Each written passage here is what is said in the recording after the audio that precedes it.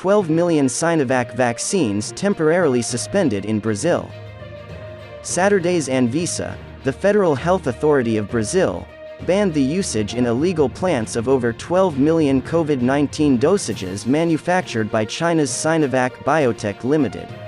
Anvisa said it was notified on Friday by São Paulo's Butantan Institute, a biomedical institution that has collaborated with Sinovac to fill and complete vaccines locally, that 25 batches, totaling 12.1 million doses, had been manufactured at the factory.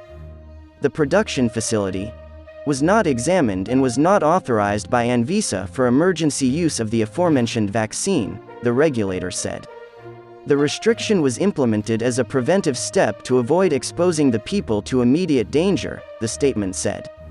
Butantan also stated that 17 more batches were manufactured and were being transported to Brazil, totaling 9 million dosages, in the same facility, said the agency.